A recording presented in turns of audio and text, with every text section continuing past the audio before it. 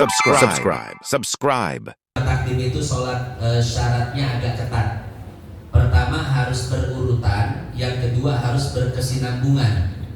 Zuhur dulu baru asar, nggak boleh asar dulu baru zuhur ya. Kemudian jarak keduanya tidak boleh dipisah dengan waktu yang lama, tidak boleh lebih dari 3 menit. Beda sama jamak takhir. Kalau jamak takhir itu syaratnya agak ringan. Pertama, jamak takhir itu tidak harus berurutan. Bapak Ibu sholat zuhur dan asar di waktu asar itu boleh zuhur dulu baru asar, atau boleh asar dulu baru zuhur. Nggak mesti berurutan. Juga tidak mesti berkesinambungan. Habis sholat zuhur dulu, habis sholat zuhur ibu bapak pengen buang air kecil dulu, silahkan. Pengen makan dulu sebatang. Bismillah, walhamdulillah, wassalatu wassalamu ala rasulillah Muhammad bin Abdillah wa ala alihi wa sahbihi wa mawala. Qala ta'ala yarfa'illahu alladhina amanu minkum walladhina utul ilma darajat. Wa qala an-nabi sallallahu alaihi wasallam man salaka tariqan yaltamisu fihi ilman sahhalallahu lahu bihi tariqan ilal jannah. Pada kesempatan kali ini kita akan membahas bagaimana sholat di perjalanan ya. Mana batasan kita boleh melaksanakan sholat jamak qashar. Ini kira-kira kita boleh sholat jamak qashar kalau sudah keluar dari lingkungan RT, apa kalau sudah keluar dari lingkungan desa ya, atau bahkan kalau sudah keluar dari lingkungan kecamatan kita tinggal. Ini kira-kira batas boleh melaksanakan jamak qashar di mana? Kalau jamak qashar di rumah boleh atau tidak? Mau berangkat ke tempat jauh, zuhurnya di rumah sekalian jamak qashar, bentar lagi juga mau berangkat, kira-kira boleh atau enggak? Kemudian ketika kita sudah sampai tempat tujuan, Pila misalkan, Pila mana Bu? Pila Empang Pak Haji Omil, deg-deg kita mah.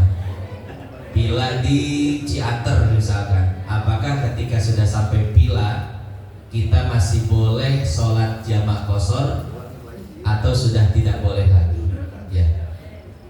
Nah, itulah beberapa hal yang akan kita bahas pada kesempatan kali ini.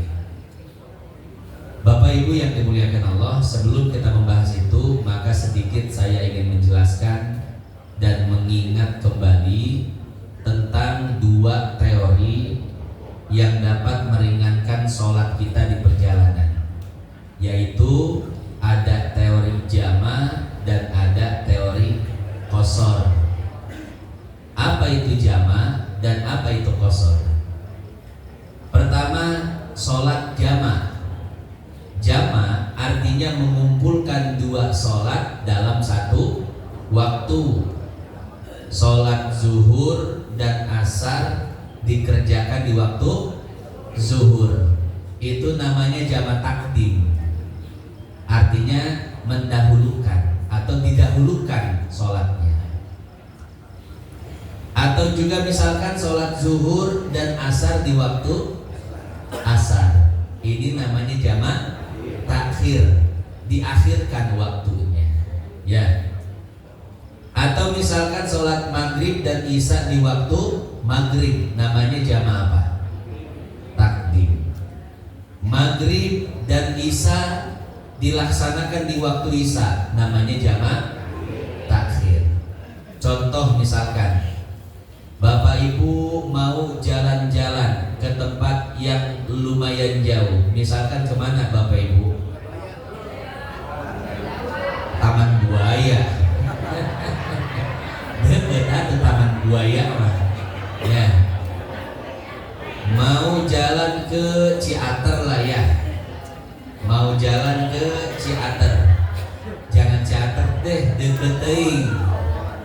Yang jauhan dikit ya. Misalkan mau ke Dieng. Masya Allah. Orang Tegal Gede ke Dieng. Mantap lah ya. Tiris, Bu, tiris ya. Iya, saya pernah bawa sabun cair nggak keluar sabunnya ya, beku. Mau jalan ke Dieng misalkan ya, jalannya itu jam 11 siang. Nah kemudian ketika tiba waktu zuhur, tidak usah sholat zuhur, tapi cukup niat sholat zuhur dan asar di waktu asar, karena nanti berhentinya di waktu asar. Misalkan ya, berhentinya di jam 4, karena nyetir dari jam 11 sampai jam 4, 5 jam ya. Nah, jadi waktu zuhur, di waktu zuhur tidak usah sholat zuhur, cukup niat saja sholat jamaah takhir nanti di waktu asar. Nah, itu kalau kita pengen sholat jamaah takhir. Atau kalau pengen sholat jamaah takdimnya, sholat di waktu zuhurnya, kita berhenti di waktu zuhur. Berangkat misalkan jam 10 siang. Orang nyetir paling kuat 3 jam dah normalnya ya. Jam 1 siang berhenti di rest area. Akhirnya niat sholat zuhur dan sholat asar di waktu zuhur. Namanya jamaah apa tadi? Takdim. Jadi begitu tiba di rest area, ibu sholat zuhur 4 rakaat. Setelah itu salam. Dan setelah salam langsung naik lagi sholat asar. Dengan syarat antara sholat zuhur dan sholat asar tidak boleh dipisah dengan jangka waktu yang lama. Para ulama mengatakan kira-kira 2 rakaat sholat. Kalau dikonversikan berarti 3 menit ya. Jadi dari ibu bapak salam dari sholat zuhur sampai takbir lagi ke sholat asar tidak boleh dipisah sekira-kira waktu 3 menit. Kalau minum, makan, ngomong boleh nggak apa-apa ya.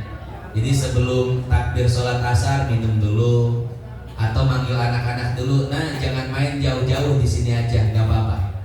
Syaratnya itu jangan dipisah sekira-kira waktu 3 menit. Setelah itu langsung lanjut sholat asar. Itu kalau jamaah takdim Bapak Ibu. Jadi jamaah takdim itu sholat syaratnya agak ketat. Pertama harus berurutan, yang kedua harus berkesinambungan. Zuhur dulu baru asar. Gak boleh asar dulu baru zuhur ya. Kemudian jarak keduanya tidak boleh dipisah dengan waktu yang lama. Tidak boleh lebih dari 3 menit. Beda sama jamaah takhir. Kalau jamaah takhir itu syaratnya agak ringan. Pertama, jamaah takhir itu tidak harus berurutan.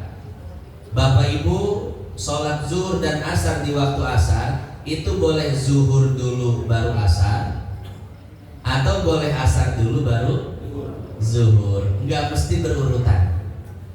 Juga tidak mesti berkesinambungan. Habis sholat zuhur dulu, habis sholat zuhur ibu bapak pengen buang air kecil dulu silahkan. Pengen makan dulu sebatang 2 batang dulu nggak apa-apa ya. Pengen berenang dulu, waduh ya nggak apa-apa. Mancing dulu, pakai mancing lagi di rest area ya. Ya itu silakan. Kalau jamaah takhir itu syaratnya nggak ketat ya, beda dengan jamaah takdim. Itu contoh pertama zuhur dan asar. Yang kedua maghrib dan isya.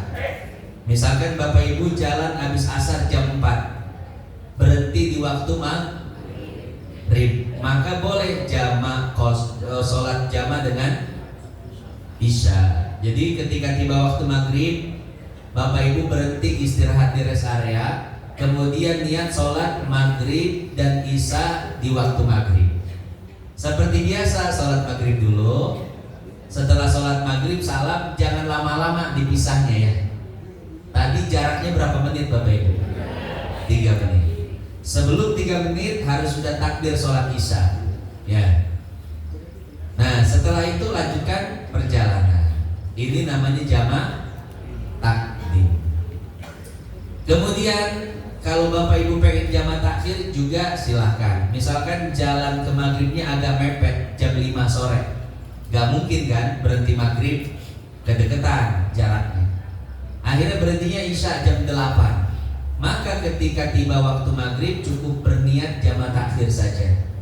Saya niat jamak takhir maghrib dengan isya karena Allah Ta'ala. Cukup seperti itu. Nanti ketika tiba di waktu jam 8 malam, maka sholat jamak takhir. Maghrib dulu silahkan, isya dulu tidak jadi masalah. Mau setelah itu sholatnya berkesinambungan atau ditunda-tunda dulu tidak jadi masalah ya. Jadi sholat jamak itu sudah ada pasangan-pasangannya. Maghrib, zuhur dengan asar, maghrib dengan, nggak boleh asar sama maghrib. Ya, saya sholat jamak takdim asar sama maghrib nggak boleh. Atau jamak takhirnya di maghrib nggak boleh juga. Jadi udah ada pasangan-pasangannya ya Bapak Ibu. Maghrib dengan isya, zuhur dengan asar. Pak Ustadz, subuh sama siapa? Subuh mah jomblo selamanya. Ya, nggak boleh sholat jamak subuh sama duha. Pak Ustadz ntar aja duha, jamak takhir, nggak bisa Bapak Ibu. Subuh itu harus tepat pada waktunya ya. Itu namanya teori sholat jamak, mengumpulkan 2 sholat di satu waktu. Sampai sini paham ya Bapak Ibu? Yang kedua ada namanya teori qashar. Qashar itu meringkas sholat. Sholat yang 4 rakaat menjadi 2 rakaat. Ini catatan nih buat Bapak Ibu. Namanya sholat qashar itu khusus bagi sholat yang jumlah rakaatnya 4. Berarti sholat zuhur, asar dan isya. Zuhur 4 jadi 2, asar 4 jadi 2, isya 4 jadi. Jadi sholat qashar itu hanya khusus bagi sholat-sholat yang jumlahnya 4 rakaat. Gak boleh Bapak Ibu maghrib di qashar jadi 1,5. Ini kapan salamnya ya Kang Haji ya? Kilo kan pas berdiri assalamualaikum, gak bisa. Atau subuh yang udah qashar di qashar lagi. Udah 2 rakaat jadi 1 rakaat. Kabina-bina ya. Jadi sholat qashar itu hanya sholat yang bilangannya 4 rakaat. Saya deskripsikan Bapak Ibu.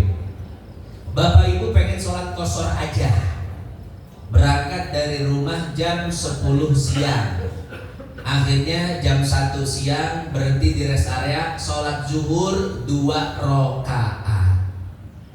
Namanya zuhur qashar. Habis itu melanjutkan perjalanan. Tiba waktu isya, tiba waktu asar berhenti lagi di rest area, sholat asar qashar 2 rakaat. Kemudian berangkat lagi, tiba waktu maghrib berhenti, sholat maghrib 3 rakaat. Berangkat lagi, tiba waktu isya berhenti lagi, sholat isya 2 rakaat. Ya, itu gambaran sholat qashar. Jadi ada sholat jamak saja dan ada sholat qashar saja. Ya, jadi nggak mesti jamak qashar. Boleh sholat jamak saja selama perjalanan, boleh sholat qashar saja. Cuman paling enak jamak qashar ya. Paling enak jamak qashar Bapak Ibu. Jadi mengumpulkan 2 waktu sholat dalam 1 waktu, kemudian jumlah sholatnya pun dipangkas, diringkas ya, dari 4 jadi 2. Contohnya tadi berhenti di waktu zuhur, pengen sholat jamak takdim, berarti zuhurnya 2, kemudian asarnya 2, berangkat lagi, enak itu ya. Kemudian pengen jamak takdim di waktu maghrib, maghrib 3, kemudian lanjut isya 2, begitu seterusnya ya. Jadi boleh jama saja, boleh qashar saja, dan boleh jama qashar. Sampai sini paham ya Bapak Ibu? Nah sekarang prakteknya ya, saya akan visualisasikan, akan menggambarkan bagaimana kita melakukan perjalanan beserta sholat-sholat yang kita lakukan di perjalanan, entah dengan jama atau qashar atau dua-duanya jama qashar. Jadi Bapak Ibu, sebelum Bapak Ibu melakukan perjalanan, maka Bapak Ibu harus mengetahui jarak antara Ibu berangkat sampai tempat tujuan berapa kilometer. Ya. Kalau seandainya jaraknya 82 kilometer atau lebih, maka Bapak Ibu tahu bahwa nanti Bapak Ibu di perjalanan boleh melaksanakan sholat jama qashar. Tapi kalau jaraknya itu kurang dari 82 km, maka Bapak Ibu nanti di perjalanan tidak boleh melaksanakan sholat jama qashar. Ya, adapun caranya Bapak Ibu bisa tanya, misalkan ke siapa, ke supir, atau Ibu bisa tanya ke Bapak, Pak, kita mau kemana? Ke Ciater. Jaraknya berapa kilo? Oh, itu sudah 100 kilo lebih. Ya. Nah, maka di sana Bapak Ibu tahu nanti kalau Bapak Ibu sudah di perjalanan, maka Bapak Ibu boleh melaksanakan jama qashar. Ya. Nah, itu yang pertama. Jadi Bapak Ibu harus cek dulu jarak perjalanan. Apakah mencukupi syarat untuk sholat jama qashar atau tidak? Ya. Kalau itu yang pertama ya Bapak Ibu, sebelum melakukan perjalanan, maka Bapak Ibu harus cek dan recheck. Jadi jarak antara kita berangkat ke tempat tujuan berapa kilo. Kalau 82 km atau lebih, maka nanti di perjalanan boleh sholat jama qashar. Tapi kalau seandainya kurang dari 82 kilo, maka jangan melaksanakan sholat tersebut. Itu yang pertama. Ya, harus mengetahui jaraknya. Yang kedua, tidak boleh melaksanakan sholat jama qashar kecuali kalau kita sudah keluar dari kecamatan tempat kita tinggal. Ini kita yang orang Tegal Gede, kecamatannya apa? Cikarang Selatan. Ya. Jadi selama kita masih berada di batas teritorial Cikarang Selatan, maka selama itu pula kita tidak boleh melaksanakan sholat jama qashar. Ini batas Cikarang Selatan. Kalau sebelah selatan mana? Serang ya. Batasnya Serang, karena setelah kecamatan Cikarang Selatan kecamatan Serang. Kalau sebelah utara mana batasnya? Jababeka ya. Jababeka. Jadi Jababeka ke sana itu desa Cikarang, kecamatan Cikarang Utara ya. Kalau sebelah barat mana batasnya? Cibitung ya. Cibitung. Kalau sebelah timur Cikarang Timur ya. Cikarang Pusat itu. Timur apa pusat? Iya, timur ya. Nah, jadi selama kita berada di Cikarang Selatan, maka selama itu pula kita tidak boleh melaksanakan sholat jama qashar. Ini kalau yang tinggal di Cikarang Selatan ya. Kalau yang tinggal di Cikarang Timur, kayak misalkan di perumahan Tropicana, itu udah masuk timur ya. Nanti begitu sampai Babul Huda, Nurul Huda, Nurul Saadah, itu sudah boleh sholat jama qashar ya. Kenapa kok batasannya itu kecamatan, bukannya desa, atau mungkin kampung, atau mungkin RT? Oh Ustaz, ya batasnya kecilin aja dah, RT aja batasnya, bisa nggak? Ya, jadi begini Bapak Ibu. Di dalam kitab Hasyiah Al-Bujaironi, ini hasyiah dari kitab Al-Iqna.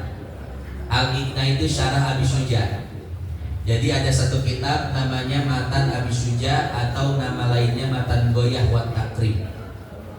Itu dikarang oleh Al-Imam Ahmad bin Husain Al-Isfihani, disyarahkan oleh beberapa ulama. Ada syarah namanya Fathul Qorib yang dikarang oleh Al-Imam Ibn Qasim Al-Ghazi. Kemudian ada hasyiahnya namanya Hasyiah Al-Bajuri, disyarahkan lagi oleh Syekh Nawawi Banten dengan judul Qutul Habibil Gharib. Ya. Ada lagi syarah disyarahkan oleh Syekh Muhammad Khatib Syirkini yang berjudul Al-Iqna. Nah, hasyiah Al-Iqna ini dikarang oleh Syekh Sulaiman Al-Bujairami. Nah, di dalam Al-Bujairami disebutkan seperti ini. Di dalam fikih ada 3 istilah. Ada istilah Misir, kemudian balad, dan yang ketiga Korea. Mesir adalah satu tempat yang memiliki 3 fasilitas. Pertama, fasilitas kepolisian, yang kedua fasilitas kehakiman, dan yang ketiga fasilitas pasar. Nah, kalau satu tempat ada 3 fasilitas ini, maka itu disebut Mesir, Al-Misru. Nah, ini kalau dikontekstualisasikan di batas teritorial kita di Indonesia yang memiliki 3 sarana ini, kira-kira apa? Kecamatan apa kabupaten? Kabupaten, Pak. Ya, kabupaten yang punya kepolisian sendiri, yang ada fasilitas kehakimannya dan ada pasarnya, itu ya di kita kabupaten. Kalau kecamatan terkadang memang ada kepolisiannya, nggak ada hakimnya, ya. Ada pasarnya, terkadang nggak ada kepolisiannya, nggak ada hakimnya, begitu ya. Nah, jadi yang paling tinggi itu adalah Al-Misru, ya, Al-Misir, kabupaten bahasa kita. Yang kedua adalah Al-Balad. Kata Syekh Sulaiman Al-Bujairami, Al-Balad ini adalah satu tempat yang tidak memenuhi 3 fasilitas tadi. Ya, hanya ada salah satu di antara 3 atau 2 di antara 3.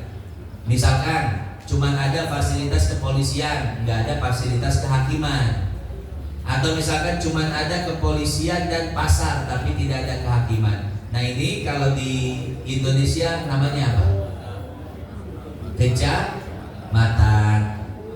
Ya, di satu kecamatan itu pasti ada pasarnya, Pak ya? Ada, walaupun terkadang nggak ada kepolisiannya, ya. Nah, jadi seperti itu. Yang kedua adalah Al-Balad. Kalau dikontekstualisasikan ke batas teritorial Indonesia, yaitu berarti apa? Kecamatan.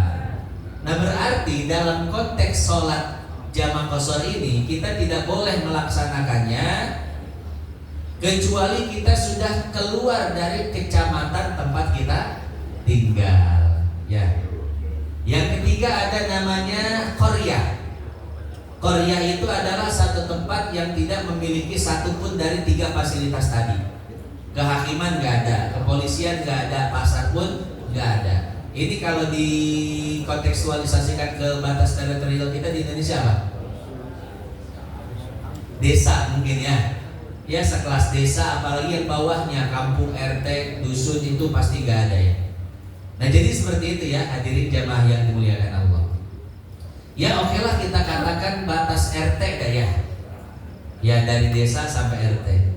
Karena ini nanti berkaitan dengan sholat Jumat. Jadi kan di dalam sholat Jumat itu satu Korea tidak boleh ada 2 sholat Jumat. Nah, berarti kalau Korea itu disebut RT, satu RT hanya boleh mengadakan 1 Jumat, tidak boleh ada 2 sampai 3 Jumat.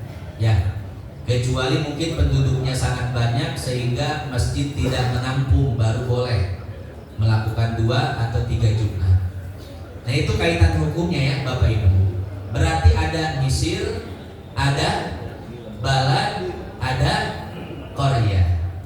Sampai sini paham ya Bapak Ibu?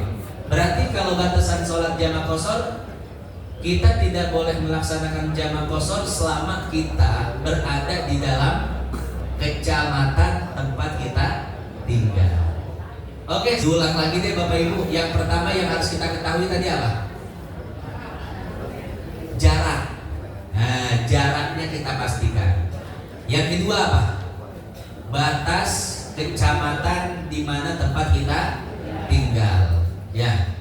Yang ketiga yang harus kita ketahui dan harus kita perhatikan adalah berapa hari kita tinggal di tempat tujuan. Nah, jadi kalau kita nginep di Ciater, kita harus tahu kita nginep di Ciater mau berapa hari. Karena begini Bapak Ibu, sholat jamaah qashar itu hanya boleh dilakukan setelah kita sampai tempat tujuan, jikalau kita niat mukim di sana tidak lebih dari 4 hari, ya. Artinya 4 hari kurang. Kalau sampai niat mukim lebih dari 4 hari, maka begitu sampai tempat tujuan kita tidak boleh melaksanakan sholat jamaah dan qashar. Jadi ditentukan dulu kapan mau, kapan atau berapa hari tinggal di tempat tujuan. Oke lah, karena ini liburan, lagian juga nyewa villa, nyewa hotel. Kira-kira kalau nyewa villa, nyewa hotel biasanya berapa hari berapa malam? Ya paling banyak 3 hari 2 malam ya. Iya, 3 hari 2 malam. Ya oke deh, kita pasin dah 4 hari 4 malam ya. Begitu Bapak Ibu sampai ke tempat tujuan, sampai ke tempat villanya, ya, hari pertama itu belum dihitung.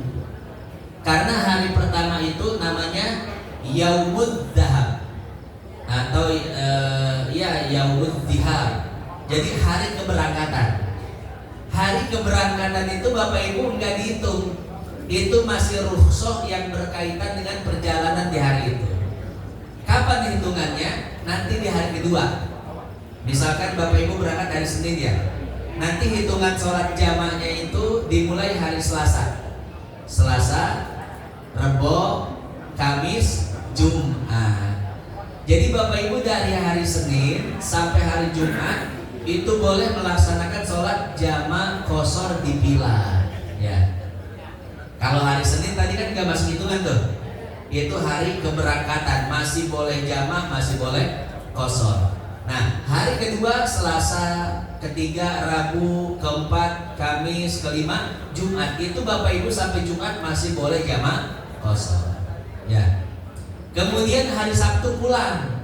Begitu sampai di hari Sabtu dan ibu bapak masih berada di villanya, artinya di kecamatan tempat ibu menginap. Selama berada di kecamatan tempat ibu menginap, selama itu pula belum boleh sholat jamaah qashar karena kuota 4 giganya udah habis kemarin, ya. Ya, itu yang ketiga ya. Jadi Bapak Ibu harus tahu tinggal di tempat tujuan atau di tempat liburan itu berapa hari. Kalau kurang dari 4 hari atau 4 hari pas, maka selama di sana boleh jamaah, boleh. Tapi kalau seandainya lebih dari 4 hari, misalkan mau seminggu, bukan tinggal di sana lebih dari 4 hari, katakanlah 7 hari. Nah, kalau seandainya kita sudah berniat mukim di tempat tujuan lebih dari 4 hari, maka begitu sampai lokasi tempat tujuan itu masih boleh jamaah qashar. Karena tadi itu hak perjalanan ya. Tapi di hari selanjutnya itu sudah tidak boleh jamaah, sudah tidak boleh qashar lagi, ya. Jadi seperti itu ya, itu cuma di perjalanan saja, di hari pertama saja jamaah qasharnya. Jadi di hari-hari berikutnya sudah tidak boleh jamaah, sudah tidak boleh qashar. Sampai sini paham Bapak Ibu? Berarti yang ketiga kita harus mengetahui apa? Berapa lama kita akan tinggal di tempat tujuan. Begitu ya.